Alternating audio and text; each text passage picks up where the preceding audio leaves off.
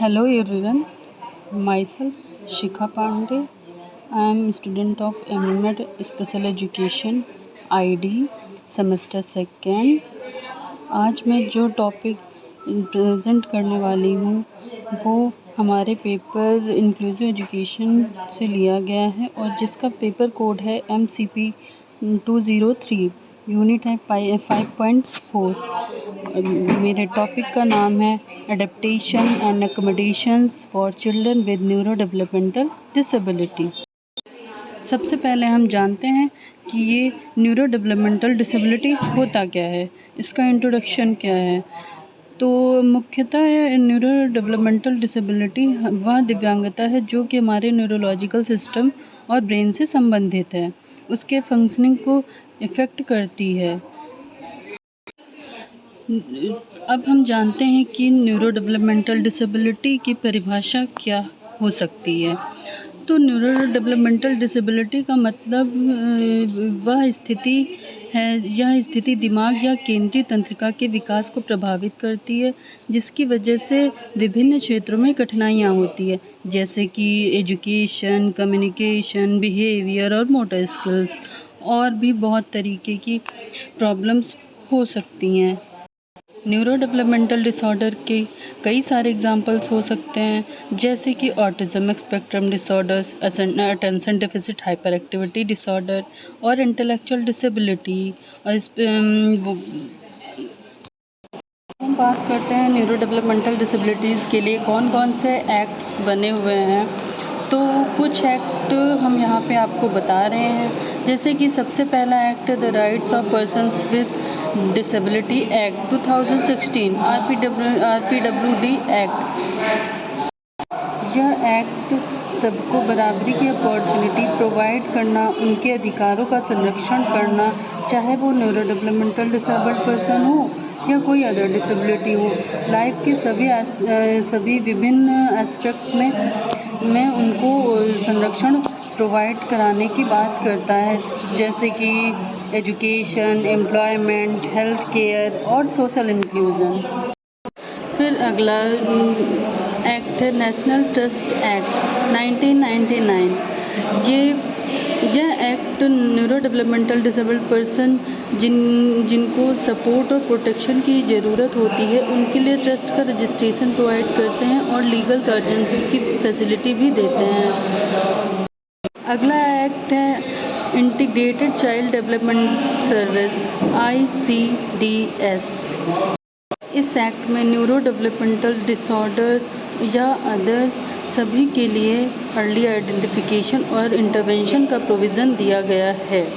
अब हम बात करेंगे types of neuro developmental disability, their challenges and accommodations. Neuro developmental disorder वाले बच्चे कई सारी डिफ़िकल्टी का एक्सपीरियंस कर सकते हैं, जैसे कि उनको लैंग्वेज और स्पीच में दिक्कत हो सकती है, मोटर स्किल्स में दिक्कतें हो सकती हैं, बिहेवियर में दिक्कतें हो सकती हैं, मेमोरी में दिक्कत हो सकती है, लर्निंग या अदर न्यूरोलॉजिकल फंक्शंस में भी डिफ़िकल्टी पाई जाती हैं। सिम्टम्स की बात करें तो न्यूरो डेवलपमेंटल डिसेबिलिटी का जो बिहेवियर है वो बच्चे की लाइफ में बढ़ भी सकता है और घट भी सकता है। कुछ डिसेबिलिटी होती हैं जो कि परमानेंट होती हैं। अगर हम बात करें न्यूरो डेवलपमेंटल डिसेबिलिटी के डायग्नोसिस और ट्रीटमेंट की, तो इसमें ये डिसऑर्डर इनका ट्रीटमेंट करना काफ़ी डिफ़िकल्ट होता है। इनके ट्रीटमेंट में प्रोफेशनल थेरेपीज़ का कॉम्बिनेशन होता है, pharmaceutical, home based and school based programme की ज़रूरत पड़ती है।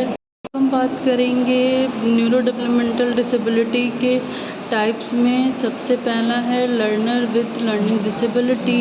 इनका एडेप्टेशन और अकोमोडेशंस, इनके चैलेंज के आधार पे हम कैसे कर सकते हैं।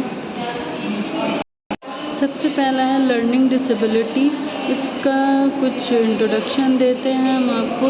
लर्निंग डिसेबिलिटी एक जनरल टर्म है न्यूरोलॉजिकल डिसऑर्डर की, जो कि अफेक्ट करती है चिल्ड्रन के ब्रेन पे, जिससे कि बच्चा जो होता है उसका जो रिसीविंग प्रोसेस होता है, रिटेनिंग प्रोसेस होता है, रिस्पॉन्ड प्रोसेस होता है इंफॉर्मेशन के लिए, उसमें डिफ़िकल्टी होती है, उसको बहुत ज़्यादा प्रभावित करती है। अब हम बात करेंगे लर्निंग डिसेबिलिटीज़ के टाइप्स और उनके चैलेंजेस, और उन चैलेंजेस के लिए हम क्या क्या अडेप्टेशन और अकोमोडेशन कर सकते हैं उसकी बात करेंगे। सबसे पहला टाइप है लर्निंग डिसेबिलिटी का है, वो है डिसलेक्सिया। इसमें जो बच्चे होते हैं उनको पढ़ने से प्रॉब्लम होती है, पढ़ने में प्रॉब्लम होती है, स्पेलिंग में प्रॉब्लम होती है, राइटिंग में प्रॉब्लम होती है। तो डिसलेक्सिया वाले बच्चों के लिए हम क्या क्या अडेप्टेशन कर सकते हैं, जैसे कि उनको ऑडियो बुक्स प्रोवाइड कर सकते हैं, text to speech software provide करा सकते हैं, उनको जो टीचिंग मेथड है उसमें मल्टी सेंसरी का यूज़ कर सकते हैं, उनको एक्स्ट्रा टाइम दे सकते हैं पढ़ने और लिखने वाले टास्क के लिए। फिर दूसरा टाइप आता है डिस्ग्राफिया। डिस्ग्राफिया में बच्चों को हैंड राइटिंग में दिक्कत होती है, उनके फाइन मोटर स्किल्स में कठिनाई पाई जाती है।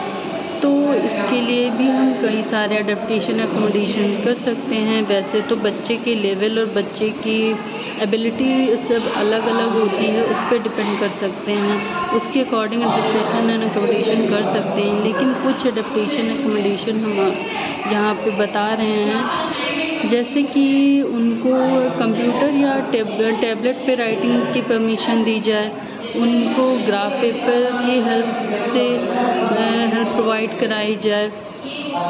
फिर तीसरा टाइप आता है डिस्कैल्कुलिया।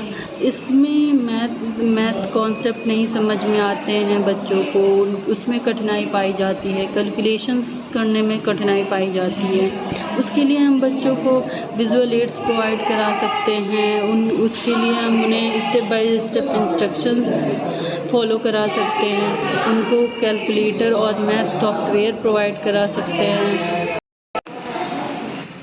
फिर एक और टाइप आता है लर्निंग डिसेबिलिटी का, जो कि ऑडिटरी प्रोसेसिंग डिसऑर्डर। इसमें क्या होता है, जो ऑडिटरी इंफॉर्मेशन होती है उसकी प्रोसेसिंग करने में डिफ़िकल्टी होती है बच्चे को।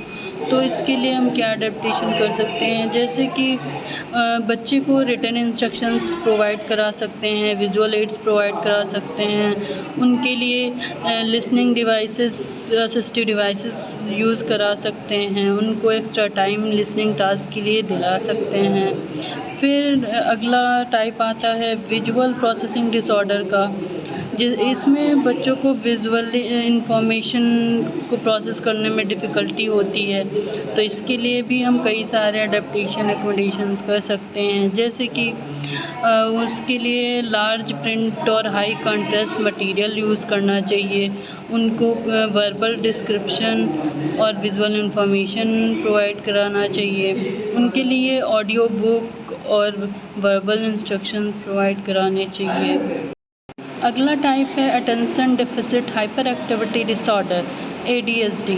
इसमें बच्चों को अटेंशन देने में, फोकस करने में दिक्कत होती है, इनमें इम्पल्स कंट्रोल में प्रॉब्लम होती है। तो इसके लिए हम क्या कर सकते हैं, इसके लिए जो बच्चे का कोई भी टास्क है उसको इस छोटे छोटे टुकड़ों में तोड़ के सिखा सकते हैं, उनको एक्टिविटी करा सकते हैं, और उनको उनका टाइमर और विजुअल शेड्यूल्स बनाना चाहिए, और उनको एक शांत वातावरण प्रोवाइड कराना चाहिए, जिससे कि वो जल्दी डिस्ट्रैक्ट ना हो सके। फिर आता है non verbal learning disability, NVLD। इसमें क्या होता है, बच्चों को में स्पाशियल अवेयरनेस में डिफ़िकल्टी होती है, मोटर स्किल्स में डिफ़िकल्टी होती है। तो इसके लिए क्या किया जा सकता है, इसके लिए ये उनको क्लियर वर्बल इंस्ट्रक्शंस देने चाहिए, विजुअल सपोर्ट्स और डायग्राम प्रोवाइड करना चाहिए, और उनके लिए एक्स्ट्रा टाइम मोटर स्किल्स के लिए प्रोवाइड करना चाहिए। अगर कोई उनको मोटर स्किल का टास्क दिया जा रहा है तो उसके लिए एक्स्ट्रा टाइम देना चाहिए। फिर आता है लैंग्वेज प्रोसेसिंग डिसऑर्डर। इसमें बच्चों को जो लैंग्वेज बोली गई लैंग्वेज को समझने में दिक्कत होती है, तो उसके लिए बच्चों को रिटन इंस्ट्रक्शंस प्रोवाइड करा सकते हैं, विजुअल एड्स प्रोवाइड करा सकते हैं। उनके लिए एक सिंपल लैंग्वेज का यूज़ कर सकते हैं और रिपीट इंफॉर्मेशन यूज़ की जा सकती है। अगर कोई बात नहीं समझ में आ रही तो एक बात को कई बार दोहराना पड़ता है, दोहराना चाहिए। फिर आता है उनको स्पीच थेरेपी की अगर ज़रूरत है तो उसके लिए उनको रिकमेंड करना चाहिए।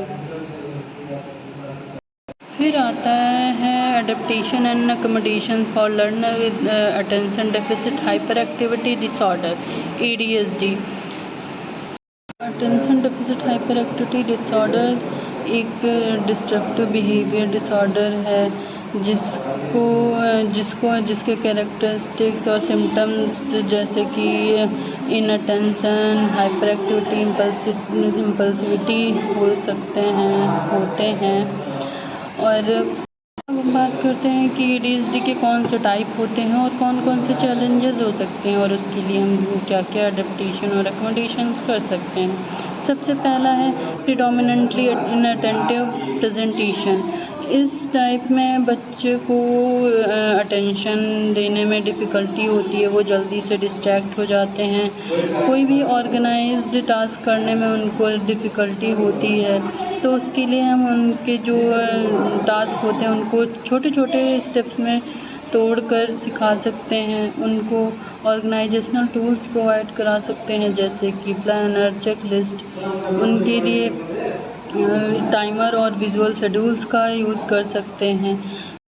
फिर दूसरा टाइप आता है predominantly hyper active impulsive presentation.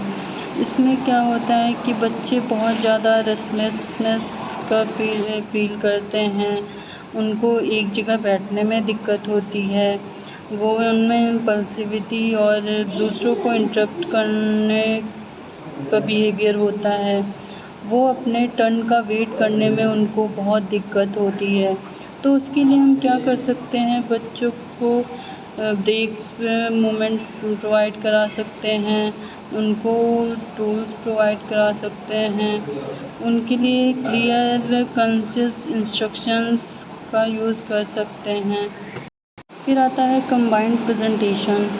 इस टाइप में जो हम इनअटेंटिव और हाइपर एक्टिव इम्पल्सिव टाइप के बच्चों के लिए अडेप्टेशन और अकोमोडेशन कर सकते हैं, या जो उनमें चैलेंजेस होते हैं वो सारे इस टाइप के ADHD में पाए जा सकते हैं। तो बच्चे के बिहेवियर के अनुसार, बच्चे की सीवियरिटी के हिसाब से उसको अकोमोडेशंस प्रोवाइड कराई जाती हैं। इसके लिए हमें इंडिविजुअल बिहेवियर इंटरवेंशन प्लान बनाने चाहिए। फिर आता है adaptations and accommodations for learners with cerebral palsy. सबसे पहले हम जान लेते हैं सेरेब्रल पाल्सी होता क्या है। सेरेब्रल का मतलब होता है ब्रेन, पाल्सी का मतलब होता है डिसऑर्डर ऑफ मूवमेंट। तो ये सेरेब्रल पाल्सी एक नॉन प्रोग्रेसिव न्यूरोमस्कुलर प्रॉब्लम है जिसकी सीवियरिटी भिन्न भिन्न हो सकती है। सेरेब्रल पाल्सी ब्रेन के डैमेज से होता है, जो कि ब्रेन के किसी ऐसे पार्ट को डैमेज करता है जिससे कि मोटर फंक्शंस कंट्रोल में नहीं होते हैं। जो पार्ट हमारे मोटर फंक्शंस को कंट्रोल करता है वो वही डैमेज होता है।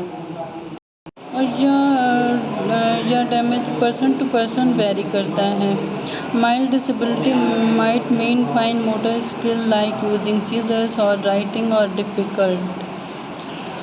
माइल्ड डिसेबिलिटी वाले बच्चों में फाइन मोटर स्किल जैसे कि सीजर का यूज़ करना, लिखना, ये सारी डिफ़िकल्टी होती हैं। Severe disability can mean poor movement of all four limb, the trunk and neck. जो सीवियर डिसेबिलिटी वाले होते हैं उनका जो मूवमेंट होता है वो चारों लिम्स का पुअर होता है, जैसे कि ट्रंक और नेक का। अब हम बात करेंगे types of cerebral palsy, their challenges and adaptation and accommodation. तो सबसे पहला टाइप आता है स्पास्टिक सेरेब्रल पाल्सी। तो इसमें क्या क्या चैलेंजेस होते हैं, जैसे muscular stiffness, difficulty with movement and coordination, possible speech difficulties. तो इसके लिए एडेप्टेशन अकोमोडेशंस क्या हैं, provide physical therapy and occupational therapy. उनको स्पीच थेरेपी अगर ज़रूरत है तो वो भी ऑफ़र करनी चाहिए। Adapt classroom furniture for accessibility. फिर दूसरा टाइप आता है डिस्किनेटिक सेरेब्रल पाल्सी। इसमें क्या होता है, involuntary movement, difficulty with posture and coordination. तो इसके लिए क्या कर सकते हैं, provide stabilising equipment, use communication device if speech is affected, create a calm and structured environment. इनके लिए इनकी कम्युनिकेशन के लिए अगर इनकी स्पीच अफेक्टेड है तो ये डिवाइसेस प्रोवाइड करा सकते हैं। इनके लिए एक काम स्ट्रक्चर्ड इन्वायरमेंट का क्रिएट कर सकते हैं। फिर आता है टॉक्सिक सेरेब्रल पाल्सी, जिसमें क्या होता है, बैलेंस एंड कोऑर्डिनेशन इश्यूज होते हैं, डिफ़िकल्टी विद प्रिसाइज मूवमेंट्स। तो इसके लिए क्या कर सकते हैं, use adaptive devices for writing and other fine motor skills. Adaptive devices provide करते हैं राइटिंग के लिए या अदर मोटर टास्क के लिए। और इनके लिए अगर ज़रूरत है तो फिज़िकल थेरेपी और बैलेंस एंड कोऑर्डिनेशन के लिए प्रोवाइड करा सकते हैं। तो क्लटर फ्री इन्वायरमेंट का स्ट्रक्चर ऑफर करना चाहिए। मेक द सेरेब्रल पाल्सी, इसमें क्या होता है, इसमें ये combination of symptoms from different types of CP, varying degree of muscle control and coordination issues. Tailor adaptation based on the specific combination of symptoms. इनको provide individualized therapy की ज़रूरत होती है इनको, तो वो प्रोवाइड करनी चाहिए। इनके लिए असिस्टिव डिवाइस की ज़रूरत होती है तो वो प्रोवाइड करना चाहिए। Adaptations and accommodations for learner with autism spectrum disorder या कंडीशन। ऑटिज़म स्पेक्ट्रम कंडीशन एक न्यूरोलॉजिकल डिसऑर्डर की एक कंडीशन है जिसमें कि ये ब्रेन के फंक्शंस को अफेक्ट करता है और ये डेवलपमेंटल डिसेबिलिटी का एक मोस्ट कॉमन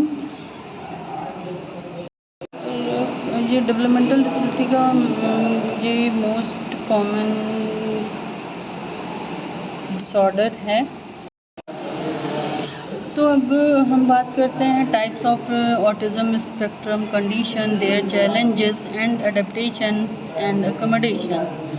तो सबसे पहला टाइप जो होता है वो है ऑटिस्टिक डिसऑर्डर, क्लासिक ऑटिज़म।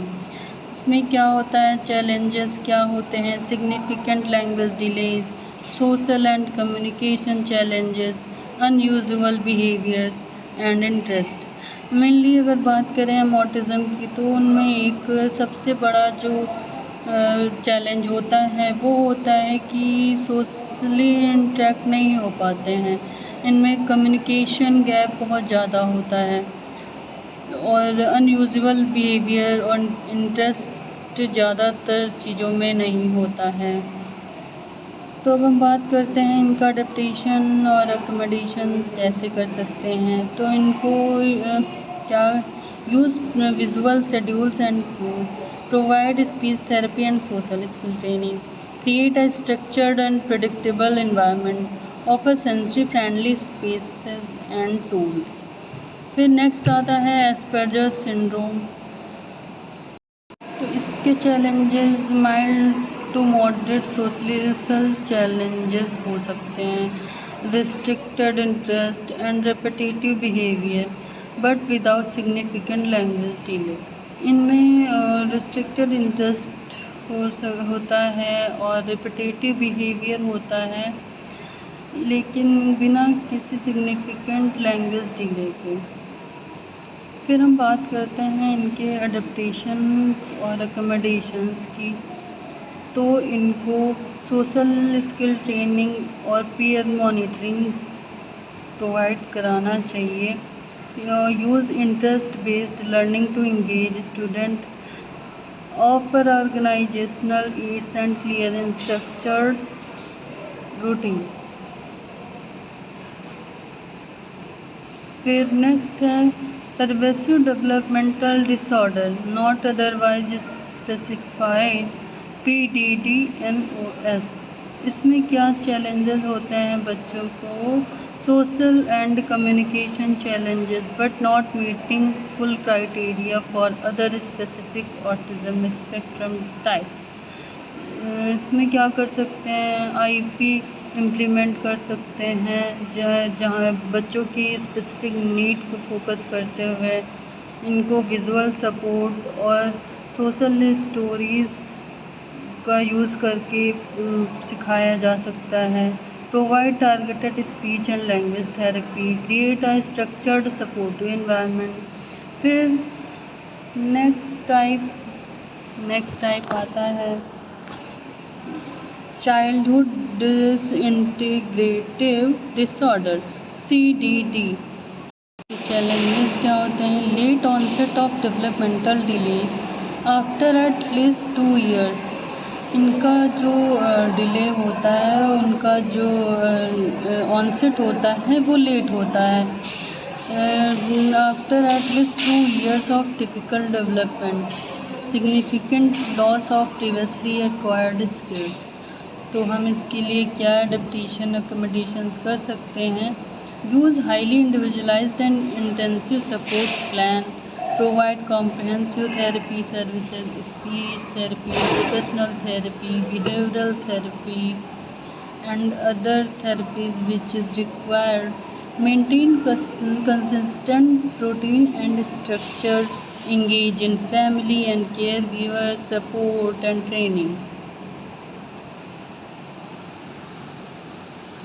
हम बात करते हैं the accommodations and adaptation strategies for learner with autism spectrum condition. सबसे पहला है evaluate and assess. Evaluate and assess sensory need and schedule sensory activities throughout the day। सबसे पहले हमें बच्चे की सेंसरी नीड को एवेलुएट करना है और असेस करना है। फिर हमें एक दिन की सेंसरी एक्टिविटीज़ का शेड्यूल बनाना है। Develop social stories and social scripts and to be given to the learners choice and control. Conduct training program in autism spectrum conditions for all staff members who come in contact with the learner. Provide small group instruction rather than large group instruction. Develop and use a communication system across home and school environment। और इसमें फिर activities क्या रहेंगी? Provide activities to teach and support social emotional skill. Role play, use role play and develop the use rules. Book, actively use a home school communication book that outline specific progress and challenges that occur during the home and school environment। Next neuro developmental disorder के type की बात करें तो वो है intellectual impairment, adaptations and accommodations for children with intellectual impairment। तो सबसे पहले हम जानते हैं कि इंटेलेक्चुअल इम्पेयरमेंट होता क्या है। कूपर और हैमिल्टन के अनुसार इंटेलेक्चुअल डिसेबिलिटी कॉग्निटिव फंक्शनिंग की लिमिटेशंस है जो कि अटेंशन, मेमोरी और बिहेवियर को अफेक्ट करती है। तो अब हम जानते हैं Types of intellectual impairment, their challenges and adaptations and accommodations. तो सबसे पहला टाइप है ये यहाँ पे जो टाइप्स हैं वो इंटेलेक्चुअल इम्पेयरमेंट के सिवियरिटी बेस्ड हैं। तो सबसे पहला है माइल्ड इंटेलेक्चुअल डिसेबिलिटी। तो इनमें चैलेंजेस, स्लोअर लर्निंग पेस, इनमें लर्निंग स्लो होती है, इनको सोचने की डिफ़िकल्टी होती है, thinking and problem solving difficulty पाई जाती है, limited reading, writing and math skills होती हैं। माइल्ड इंटेलेक्चुअल डिसेबिलिटी के लिए हम कौन कौन से अडेप्टेशंस और अकोमोडेशंस कर सकते हैं, जैसे कि simplify instructions and provide clear step by step guidance. हम बच्चों को क्लियर इंस्ट्रक्शंस दे सकते हैं, सिंपल इंस्ट्रक्शंस दे सकते हैं, उनको क्लियर और स्टेप बाय स्टेप गाइडेंस दे सकते हैं। Use visual aids and hands on activity, उनके लिए विजुअल एड्स का यूज़ कर सकते हैं और हैंड्स ऑन एक्टिविटीज़ का यूज़ कर सकते हैं। Offer additional practice and repetition of concept, provide one-on-one support and tutoring। अगला आता है मॉडरेट इंटेलेक्चुअल डिसेबिलिटी। इसमें चैलेंजेस होते हैं, लिमिटेड कम्युनिकेशन स्किल्स होती हैं, difficulty with social interactions and understanding social cues, need for support with daily living skills. तो इसके लिए एडेप्टेशंस क्या कर सकते हैं, use augmentative and alternative communication, AC devices provide speech and language therapy, implement social skills training and role-playing activity, offer life skills training and practical learning experience। Next है severe intellectual disability. इसमें क्या होता है कि बच्चों में communication और motor skills की लिमिटेशंस होती है। ये दूसरों पर अपनी पर्सनल केयर के लिए वे डेली लिविंग के लिए भी दूसरों पर डिपेंडेंट रहते हैं। इनमें एकेडमिक स्किल्स लिमिटेड होती हैं, तो इसके लिए हम IP प्लान्स बना सकते हैं, उनकी फंक्शनल स्किल्स को ध्यान में रखते हुए। प्रोवाइड कॉम्प्रहेंसिव थेरेपी सर्विसेज, उनको कॉम्प्रहेंसिव थेरेपी सर्विसेज प्रोवाइड करानी चाहिए, जैसे कि speech therapy, occupational therapy, physical therapy, assistive technology और अडेप्टिव इक्विपमेंट्स प्रोवाइड कराना चाहिए। उनको मल्टी सेंसरी अप्रोच से सिखाना चाहिए। Provide a supportive and nurturing environment with consistent routine. फिर आता है profound intellectual disability, profound limitations in all areas of functioning. Profound वाले बच्चों में सभी एरियाज़ में लिमिटेशंस होती हैं। Need for constant support and supervision, उनको सपोर्ट और सुपरविज़न की ज़रूरत पड़ती है। उनमें बहुत ही मिनिमम सा कम्युनिकेशन और मोटर स्किल्स होती हैं। तो इनके लिए हम क्या क्या एडेप्टेशन कर सकते हैं। Focus on sensory stimulation and engagement activity, उनके सेंसरी स्टिमुलेशन पर फोकस करके उनको ऐसी एक्टिविटीज़ प्रोवाइड कराएंगे जिससे कि वो इंगेज रहें और उनके सेंसरी स्टिमुलेशन पर ध्यान भी दिया जा सके। Provide extensive support for all daily living activities, use specialised assistive devices for mobility and communication, implement individualized therapeutic interventions, offer a highly structured and safe environment। उनको असिस्टिव डिवाइस प्रोवाइड करानी चाहिए communication के लिए।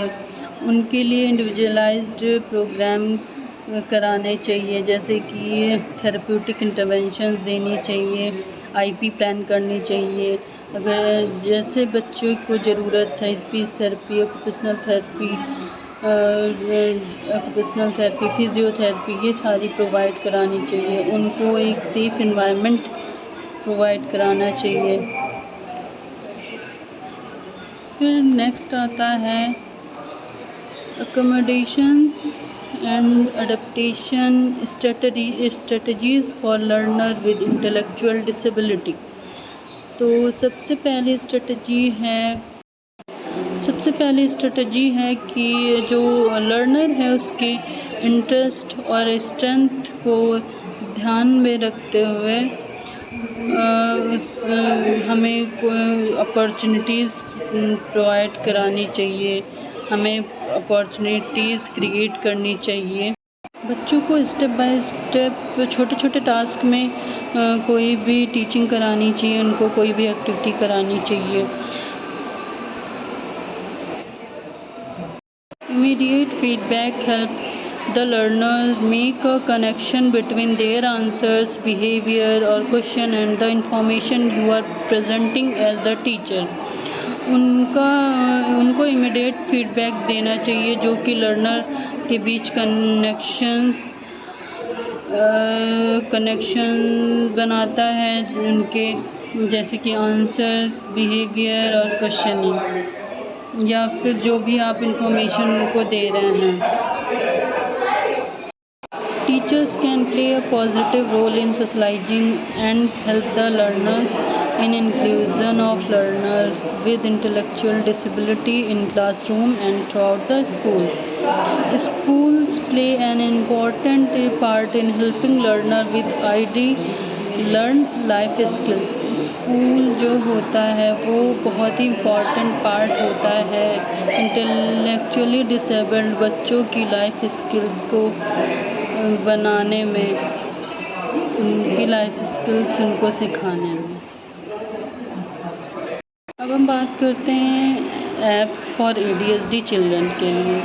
तो सबसे पहला app है bugs and buttons, दूसरा ऐप है हैप्पी किड्स टाइमर कोर्स, तीसरा है रॉबलॉक्स, चौथा है हेड स्पीच। ये सारे ऐप जो होते हैं ये बच्चों के ब्रेन को काम करते हैं, बच्चों की लर्निंग स्किल्स को बेहतर बनाते हैं, उनकी क्रिएटिव स्किल्स को बेहतर बनाते हैं।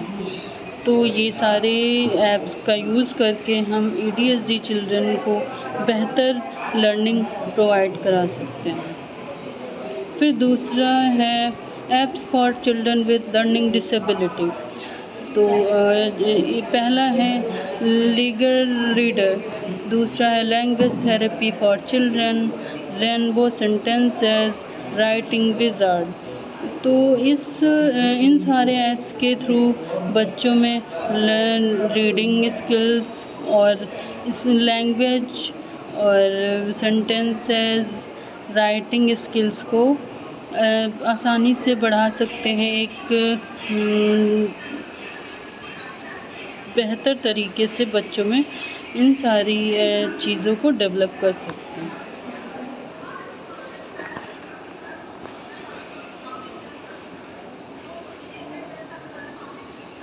फिर नेक्स्ट आता है apps for children with cerebral palsy.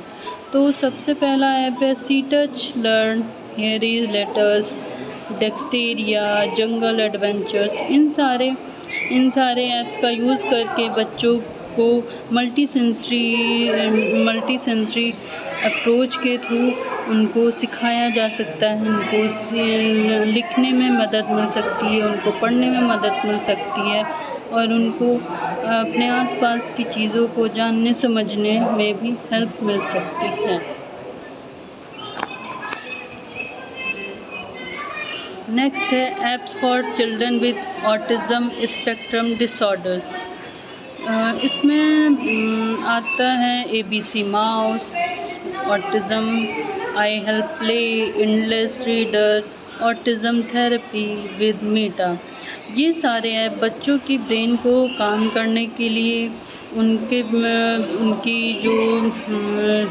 जो थिंकिंग है उसको बढ़ाने के लिए, उनके कॉग्निटिव स्किल्स को बढ़ाने के लिए, उनकी रीडिंग स्किल्स को बढ़ाने के लिए यूज़ किया जा सकता है। Next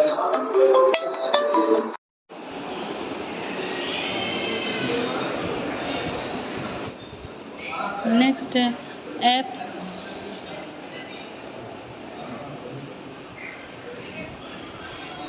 apps for children with intellectual disability.